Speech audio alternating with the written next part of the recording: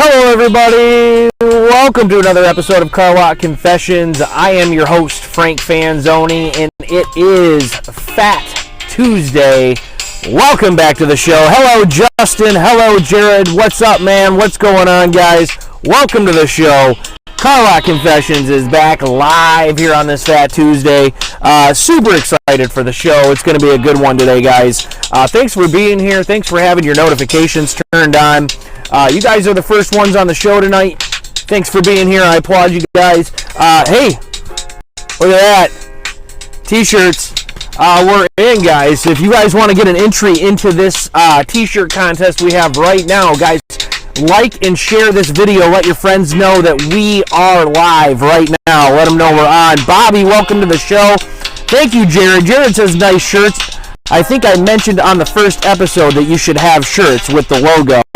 I'm pretty sure you did, Jared. Thank you so much, guys. Great content tonight. It's going to be a great show. Thank you guys for being here. If you guys want to get one of these awesome, limited Carlock Confession t-shirts, on the back it says, Be the Change. All you got to do is share this video right now. You'll get an entry into the contest. We'll do a drawing probably next week, maybe the week after, depending. We want to see how many entries we get. But we're going to do a drawing for a t-shirt, guys, and you will win one of these bad boys if you do. So, Bobby, hey, Frank, glad to join in tonight. Missed you last week. Missed you guys, too. Thank you so much for being here, guys. Sorry about last week. We're going to move on. We got a lot of great content. It's going to be for a packed show because I almost got 2 weeks worth of content here. But it's going to be a good one, guys. Remember, the contest is going on. So if you guys want to entry into the contest for one of these awesome shirts, guys, make sure you guys share this video real quick. Also, give it a like while you're at it. Let them know we're here. Let's see if we can get some new people on the show. Let's go. Let's grow. Let's try to get a little bit bigger so we can continue to spread that positivity, guys. So, yeah. Super excited about it. Thanks so much, guys, for being here. On a couple minutes early, so I want to give a couple of people time to be able to get on if they're looking to get on the show when we get on live. But I'm so happy to be back, guys. As you can tell, my surroundings are back to normal as well. We are back in on the car lot. This is where we're at finally. Things have, changed. A lot of stuff's been going on. I'll fill you guys in as we go forward in the show here, as I do my positive personal recap. As I do, I'll let you know how things are going. But as you can see, we're back on the lot tonight. We are back in the normal situation here. Carlock Confessions is live. I'm so happy to be here with you guys, and thank you so much. I applaud you all for being here. You guys are awesome. Yes. Let's get right into it, guys. I'm excited for the show. I got a lot of great stuff here. Let's get right into the poll question from the last time we posted. It was Valentine's Day. No, after that. We did Jell-O. It was National Jell-O Week. It was the second week in February, National Jell-O Week. I asked you guys, I wanted to know if you really thought there was always room for Jell-O, kind of a classic question. And 85% of you said yes. Yes, there's always room for Jell-O. 15 said no out of 13 votes. I actually thought that was a pretty good turnout. Some people like Jell-O, some people don't. I love Jell-O. I think it's great. And so, yeah, I guess there is always room for Jell-O, according to you guys. Thank you guys for voting. I did put the poll question up for this week. This week's poll question has to do with Fat Tuesday. Today is Fat Tuesday. Want to know if you guys have any traditions of eating either Polish donuts, or which are called punchkis, or anything else. Do you indulge on anything on Fat Tuesday as a regular thing for you guys? I was curious. I love punchkis. I try to indulge in them every Fat Tuesday because they're so good. Sarah, welcome to the show. Thanks for coming. We're talking about the poll question I just posted tonight. Do you guys indulge in Fat Tuesday traditions of eating like punchkis, which are a Polish donut for those who don't know what a punchki is? Do you guys indulge? I do. I personally, I love the custard-filled punchkis. I think they're fantastic. They're very fattening, but they are very much a big deal, especially here in Michigan. And for all of those who have a Polish background, you guys will probably know what I'm talking about. And it's kind of a big deal here in Michigan to see punchkis around in the grocery stores. People go buy them early in the morning. They have bakeries that make them. But what do you guys? Do you guys indulge or not? Let me know. Go ahead and make sure you guys vote on the poll. It is up on the site right now, so make sure you guys are voting. Jared weighs in, says, no, I didn't eat them. Too heavy with jelly. That is true. Today I didn't. I am still also trying to, diet a little bit. I wish I should have today. I wanted to. I still might tomorrow. I don't know. But I want to know if you guys indulge. So let me know, guys. Poll is up, and it is there. So make sure you guys vote. I'd love to see us get more than 13 votes. I know we were having a lot of people vote before, and now we're getting back on votes. People aren't voting as much. So let's get out there and vote, guys. Share the voting. Share the poll. Let's see if your friends, what they think, all that good stuff. See if we can get more votes than 13 on that. And if you guys ever have a poll question that you'd like to have asked or put on for Car Lot Confessions, feel free to send those to me in either a private message, or you can even post them to the site if you want to. I'd be happy to include those in the next show that comes up. If it's a good question, we absolutely will include that. So, with that said, let's just keep rolling with the show. It is one of my favorite segments, guys. I think it's one of your guys' too. It's Grinds My Gears time. It's been a couple weeks. I've had some time to think about everything that grinds my gears. But, this past week or so, I've been trying to, let's just it was National Kindness Day, I think it was. And I know I posted about it, and I've just been off. But let's see, what was it? Yeah, one of those. National Kindness Day, or and do things that are kind for others. That was out, so I wanted to do things that I know were kind and stuff like that. So I was holding doors for people, and I was trying to make sure that I was doing everything to make them happy. And one thing that I found that grinds my gears is people that don't hold doors for you, or people that don't say thank you when you hold a door for them. Let's get into that for a minute. I know this is one, I don't know if we talked about this one before, but it really does get to me, and this happened to me about 3 or 4 times in the last week or so, where I'd either hold doors or I was hoping someone would hold a door for me, and they didn't. Well, I always hold doors, even if it's like where, they actually almost have to pick up their pace to get to the door. I'm still that guy that'll hold the door, because I want to be a gentleman, I want to be nice, I feel like that can help, help somebody's day.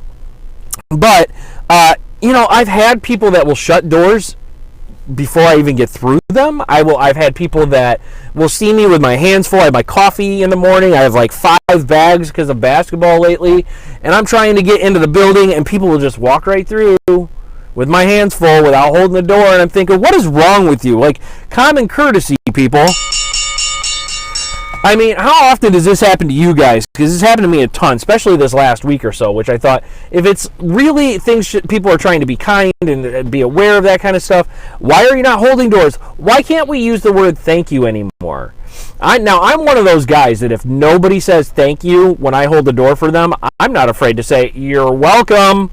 Just kind of putting it out there that you should probably thank the person that took their time to stop and hold the door for you, leave it open, let you go in front of them, that kind of stuff. Now, I know most of you guys on here are gentlemen. I know you guys probably all hold doors all the time and are constantly trying to help. That's fantastic. That's about being the change, which is why I do it. But it'd be nice to be thanked or recognized that, hey, I did something out of my way for you or did something to help you. Can you at least appreciate what I've done? Really just grinds my gears. Common courtesy, it seems like it's been going to the wayside. I know we got to try to lead by example, of course, which is why we hold the doors. But, that's what's been grinding my gears a little bit this week. And it seems to be pretty heavy this week. At least it has been for me. What about you guys? Let me know. Jared says I always hold the door open because it's often done for me, which is good, and that's really the key. We want people holding doors. We want to hold doors. We want to be that change, trying to help people out, care for strangers and others, and that's a simple way of doing so. It just, maybe it's because I'm around a lot of younger people, a younger, faster generation. They don't have time or they don't think about it. I don't know. I'm trying to justify why it seems more often than not people aren't holding doors or at least saying thank you anymore. And it's kind of a big deal to me. I feel like it should be something of importance because it's just the little things. It's the little details that really make a difference. So one of those is doing that kind of stuff. Really grinds my gears this week. Let me know if it grinds your guys' gears, if you've had anything like that. Like I said, I'm that awkward guy who's more than happy to hold that door while you're, 10, 15 feet back, and I still will hold that door and wait for you. I don't mean to make it awkward. I don't mean for you to have to pick up your pace and try to run a little bit because I'm trying to be nice. But I'm just trying to be the nice guy. And a simple thank you, especially if I held the door for you that long and I don't get a thank you, that's a little frustrating because now I literally could have just been like, nope, I'm not worried about you. I'm just going to go through the door. That for sure should deserve a thank you. Really grinds my gears, guys. And it's been happening a lot to me lately. And I don't know about you guys if it's been happening to you, but it happens to me a lot. And I've been thinking, I've been counting it. It's like 4 times this past week alone where it's happened. And I'm just like, what happened? What happened to people having common courtesy? What happened to people being polite and using their manners and saying thank you and all that kind of stuff? It seems to be going a little to the wayside, which is why Car Lot Confessions has to combat that kind of stuff. And we're trying to change things for positive and better, right? That's what Car Lot Confessions is for. That's Grinds My Gears this week, guys. It's been pretty common. It's been happening a lot. Grinds My Gears. Let me know if this is something that's been happening to you, guys. Feel free to put it in the chat. And again, remember, if you guys share this video right now, you'll get an entry to win one of these limited edition Car Lot Confession t-shirts. Super excited about them. Glad to have them. It's been a little while to get them made, but I finally have gotten to that point, and I'm very excited about it, and I can't wait to share them with you guys. So hopefully you guys like them. I know I posted pictures on the page and stuff of them. So, and Jared, you were right. I should have always gotten t-shirts. So, thank you, sir. All right, so let's get into news and all that kind of stuff. Guys, I don't want to hear any crickets in the chat tonight.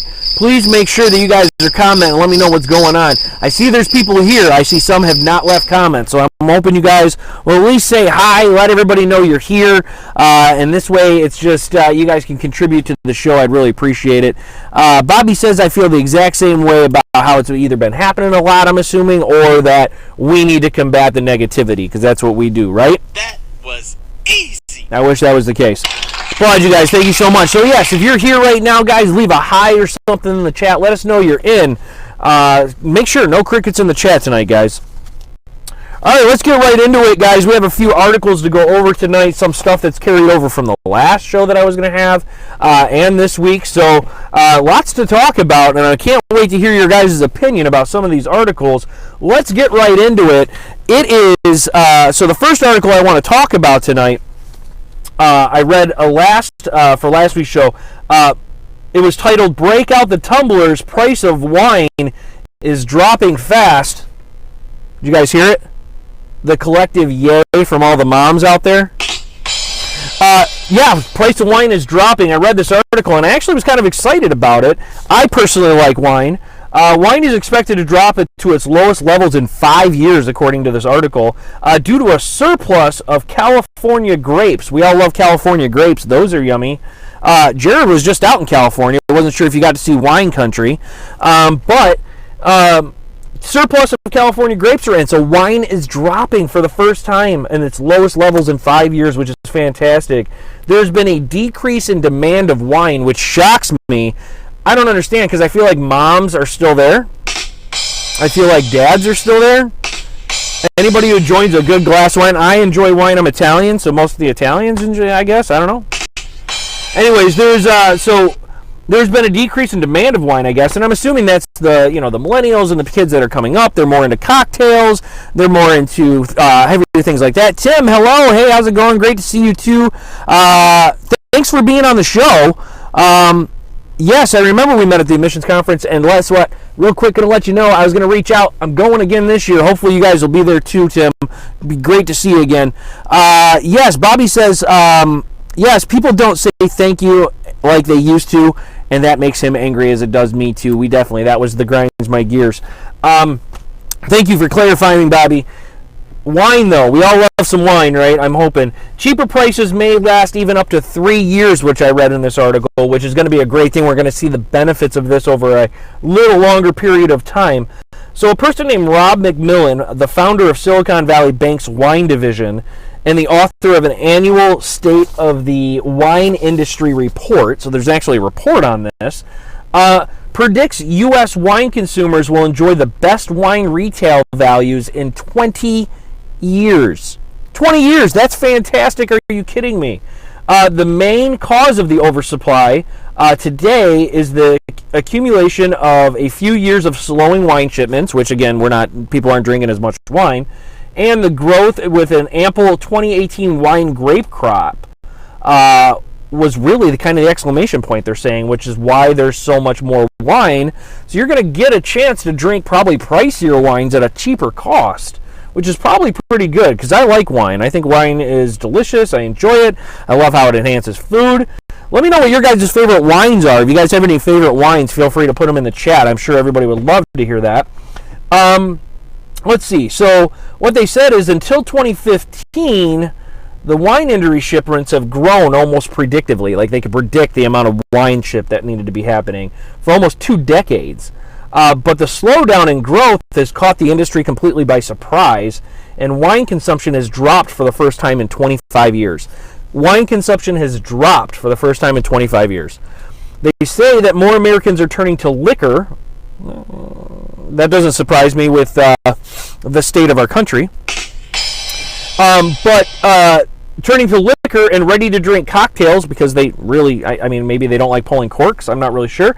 But according to the industry, I guess people are drinking more liquor nowadays than they are wine, which is causing a surplus, which is a good thing, I guess, and also helping us save money. So I personally am going to be one who's going to enjoy this, I think, especially for the next 3 years. All my wine drinkers out there, you got your opportunity now. Some of those expensive bottles, it's time to stock up, they're saying. Stocking on wine right now is really going to be a great idea. So, again, I hear a collective number of moms out there being like, woohoo! All right, Carol Zinn says her strawberry Riesling is one of her favorite types of wine. It's now time to buy, that's for sure. So, guys, keep sharing your wine favorites in the chat, please. I'd love to see what your guys' favorite wines are and what you drink. You guys might change my palate on something or get me to try something new. I'd really appreciate that. All right, so let's move on. Another story, second story here, guys. Let me know what you guys think about this one as well. A man was helped the cops in Georgia Peachtree City Police Department helped them out by using a shopping cart to stop a thief running through a Walmart parking lot. Yeah, that played out right. So let's paint the picture here real quick. So a man robs a Home Depot, which is by a Walmart, runs through the Home Depot parking lot, runs into the Walmart parking lot, because he wouldn't get caught there, and the cops responded. So as the man is running, he's running away from the cops. This is all on a surveillance camera that you can see, or a camera on the parking lot. Running away from the cops, he's trying to look back to see where the cops are at, and a man who's pushing his groceries along in a shopping cart decided at that point to be a hero and shoved his shopping cart into the path of the alleged thief. Again, innocent until proven guilty, right?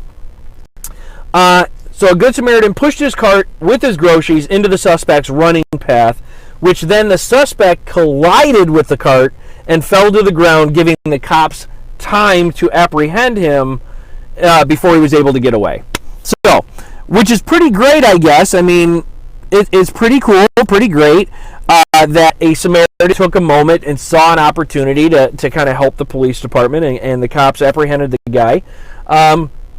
All thanks to this Good Samaritan. They helped him pick up his groceries and gave him a pat on the back.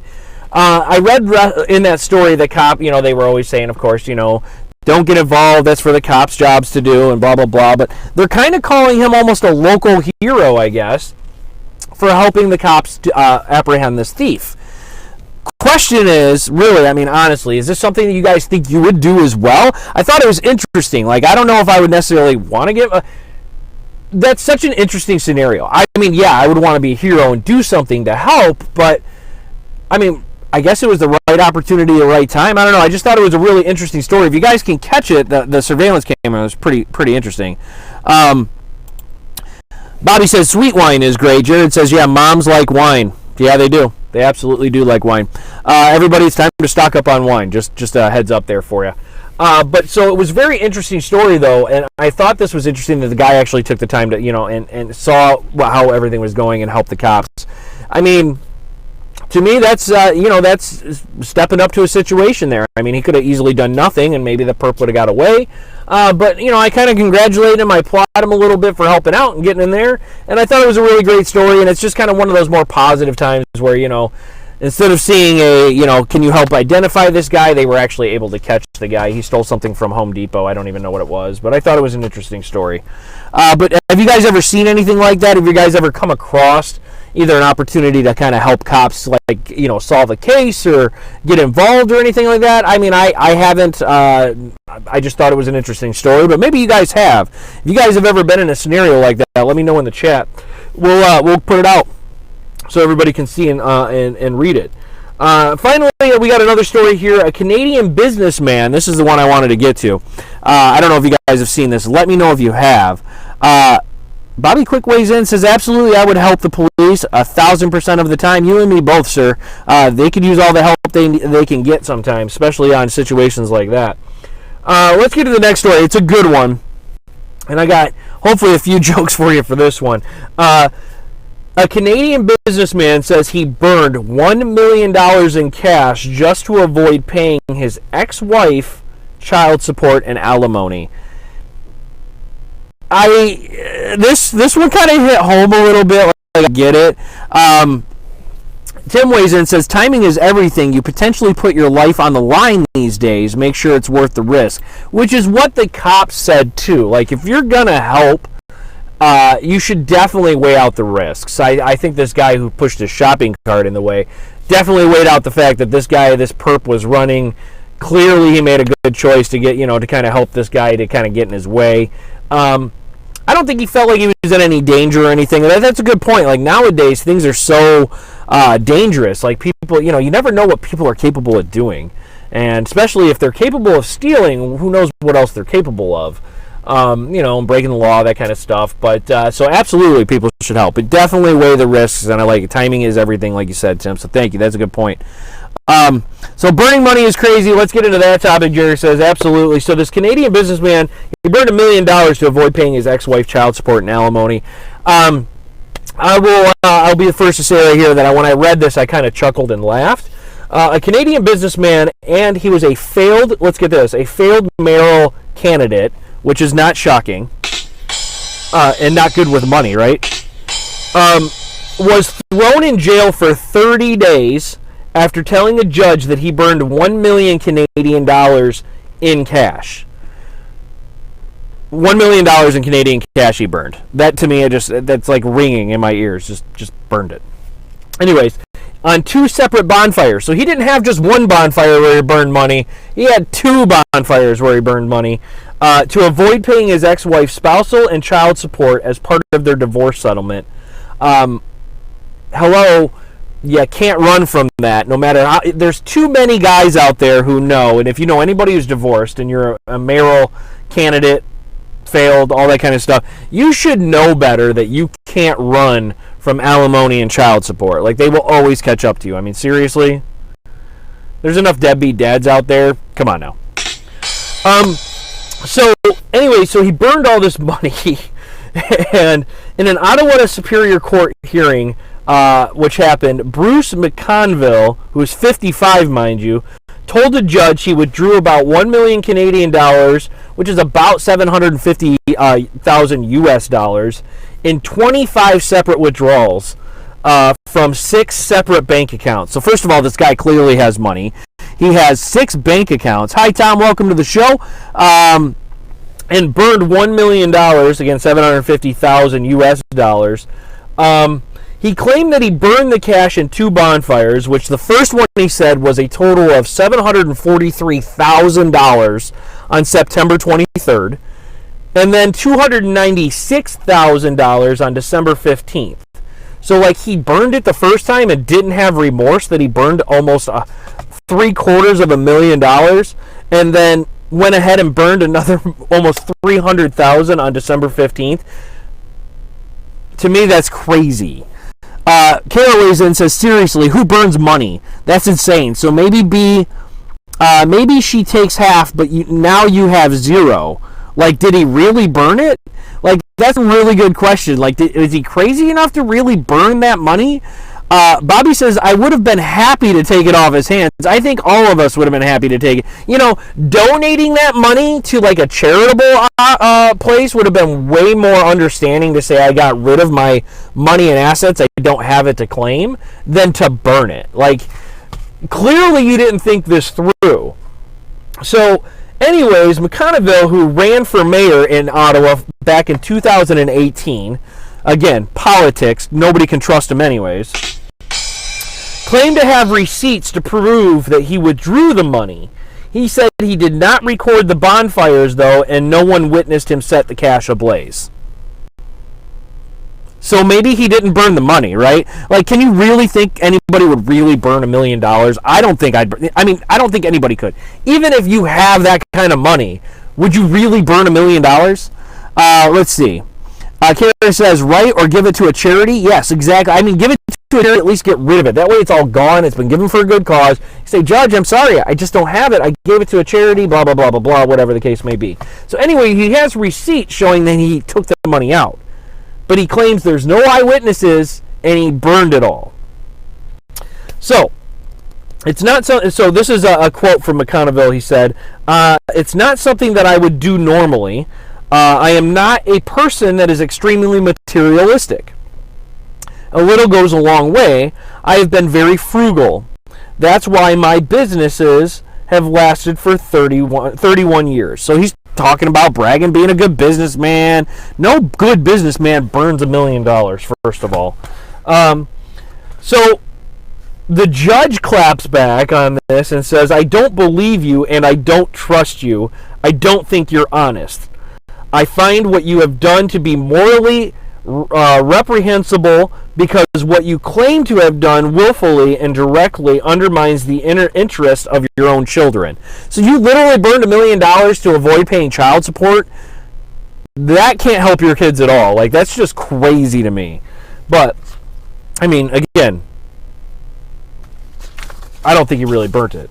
Anyways, McConneville said he earned the money he later burned by selling some of his properties and businesses to a former accountant. Well, we know how those accountants work for mayors and all that kind of stuff in politics. Like, there's no money laundering going there.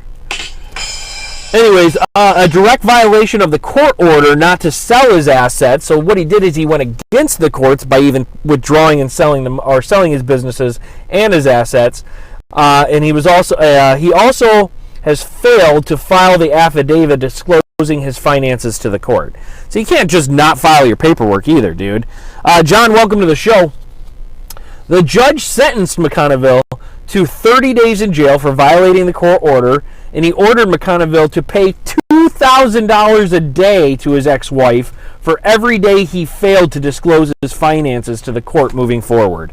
Like, I love this judge right now. Like, this judge is absolutely fantastic. I think he is, like, 100% like, dude, you're a liar. You're a politician. If you say you burned $1 million and you did it because you didn't want to pay child support, dude, I'm going to charge you $2,000 a day until you show us your finances. That's absolutely fantastic. It's nice to see them actually taking control. McConneville, real quick, McConneville actually ran for mayor. Ran for mayor of the Canadian capital city in 2018, and what he actually went on was a tough on crime platform, which is what he ran on, but failed to outlast the incumbent Jim Watson, who has held the office since 2010. You want on a tough crime prevention platform, yet you're committing crimes and disobeying court orders. No wonder you didn't win. Right? I mean, come on now. People are crazy. They're 100% crazy, especially when they're in those situations. Kara says people are crazy. I get it when you get into court situations where you're upset with your ex-wife, you're upset with the courts and everything that's going on. To me, that makes sense, and I get you do crazy things, but, burning $1 million, I don't think he burned it either, but neither did the judge, which I think is fantastic. Tom weighs in, says, nice shirt. Thank you, sir. If anybody wants to get a hand on one of these, all you got to do is share the video. Tell your friends we're here. Let's get some more people on. Let's go. Let's grow. You share the video, you get an entry into our contest for one of these fantastic shirts there, sir. So if you guys share it, I will put you in. So I do see the shares. So far, I'm the only one who shared this video, just so you guys know. So no entries yet into our contest. But if you want to get an entry into our free t-shirt contest where I will draw a name live on the show, and you will get one of these limited edition awesome bad boy t-shirts here for Car Lot Confessions that does say "Be the Change" on the back. Go ahead and just share this video for me, guys, and you will get a free entry into that, into the contest. Real quick, that's the contest going on here, guys. So hopefully you guys do that for me. It'll pay off. I'm telling you, everybody's going to want one of these. Hottest commodity out there. All right, finally, last article, guys. I want to talk about, which I also found was really awesome, and wish I would have thought of this idea myself. Real quick. This has to go with Valentine's Day, which was a couple weeks ago, but I want to talk about this because I thought it was a fantastic idea. Pine and Ginger Floral Company, if you guys have heard about these guys, these florists add note-taking blame for late Valentine's flowers to those who forgot, which I thought was fantastic. So the company is Pine and Ginger Floral Company, which is offering a service to take one for the team and accept full responsibility for the late delivery of any type of Valentine's Day flowers. A lot of lovers might be waking up or woke up in the doghouse after failing to come up with a romantic gesture on Valentine's Day to show their other half just how much they cared. Okay, let's see. Do you have entries from 2 weeks ago? Yes, I still have entries going. My wife is texting me. Your mic is strange tonight. I don't know why. We'll move it a little closer, maybe. How's that? Maybe that's a little better. So hopefully you guys are hearing me okay. My wife is telling me that I have strange noises coming through, I guess. Sorry. All right. Thank you, honey, for all the updates. I appreciate that. Sounds loud and fuzzy. Interesting. Sorry, guys. Too loud, too fuzzy. Oh, we'll move it down a little bit. I don't know. That's not good. I'll try to talk a little quieter. How's that sound? Hopefully it's better. Give me a thumbs up, guys, if you guys can hear me okay. All right. So continue with the story, though. After fall, despite the most romantic day of the year being rammed down our throats in every shop window and social media post, it can be so easy to leave things a little too late, which is what this floral company is saying. Still loud and fuzzy.